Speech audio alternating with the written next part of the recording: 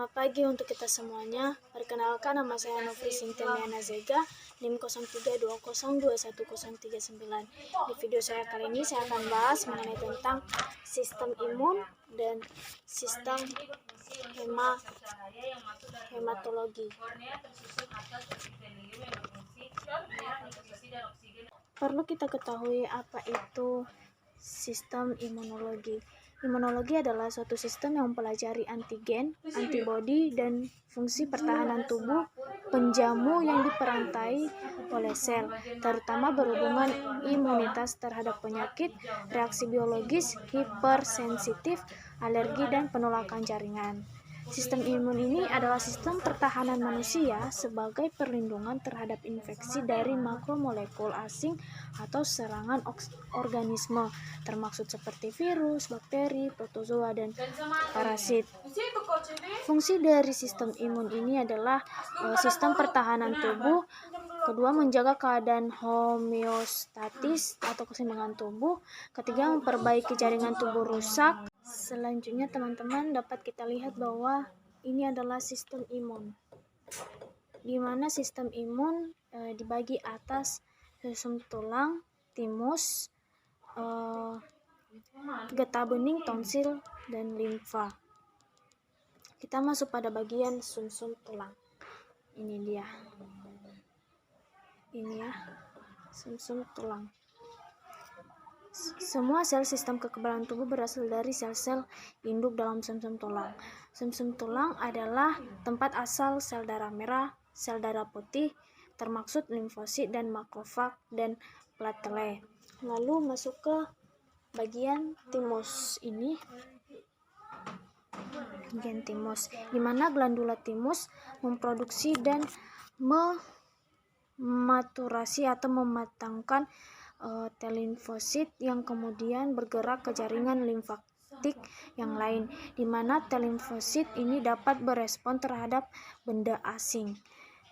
Timus menskresikan dua hormon, timopoetin dan timosin, yang menstimulasi perkembangan dan aktivitas T limfosit.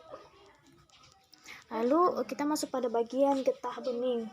Ini dia getah bening, yang dimana getah bening berbentuk kacang kecil terbaring di sepanjang perjalanan limfatik yang terkumpul dalam situs tertentu seperti leher, aksilae, selangkangan, dan para aorta daerah.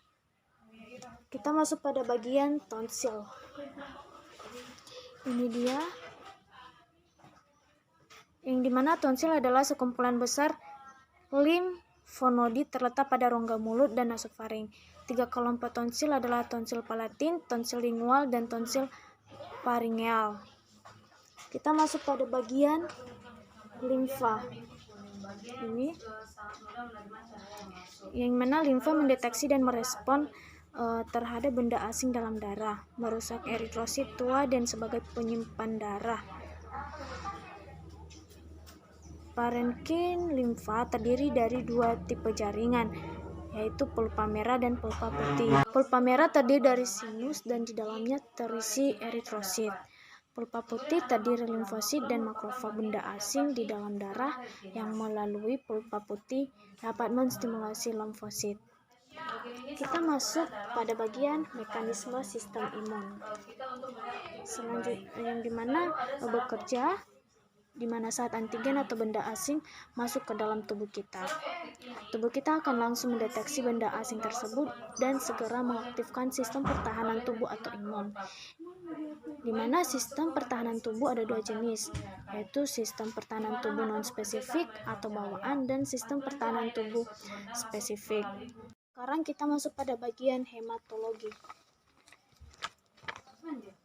Ini dia, yang dimana hematologi adalah cabang ilmu kesehatan yang mempelajari daerah organ pembentuk darah dan penyakitnya.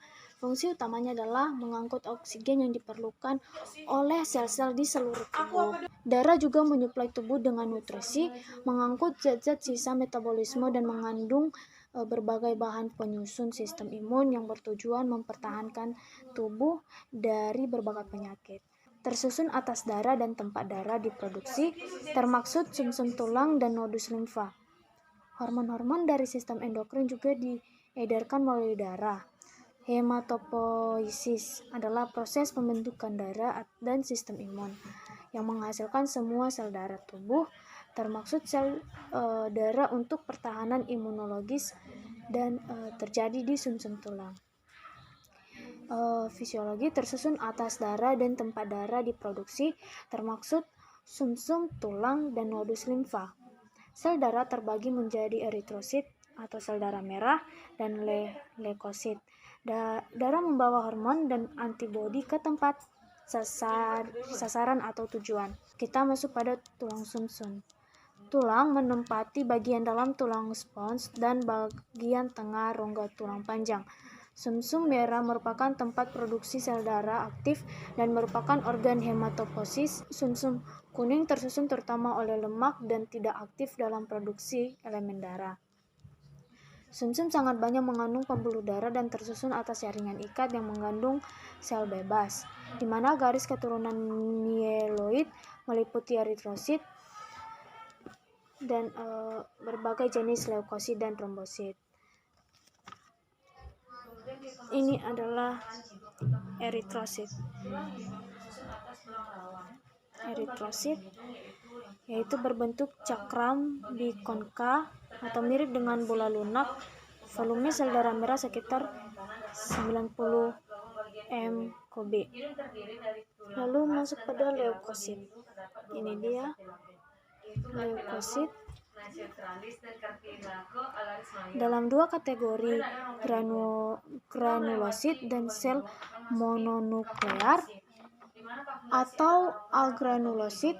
Dalam darah, jumlah total leukosit adalah 5.000 sampai 10.000 sel per milimeter kubik. Fungsi leukosit adalah melindungi tubuh terhadap invasi bakteri atau benda asing lainnya. Fungsi utamanya memakan benda asing atau fagositosis neutrofil. Tiba di tempat dalam waktu 1 jam. Lalu ada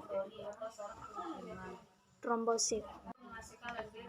Trombosit merupakan partikel kecil berdiameter 2-4 mm yang terdapat dalam sirkulasi plasma darah. Produksi trombosit diatur oleh tromboprotein. Trombosit ini berperan penting dalam mengontrol pendarahan. Baik, sekian dari hasil yang bisa saya paparkan mengenai tentang sistem imun dan hematologi. Saya ucapkan terima kasih, salam sehat, salam stikes, Santa Elizabeth Medan.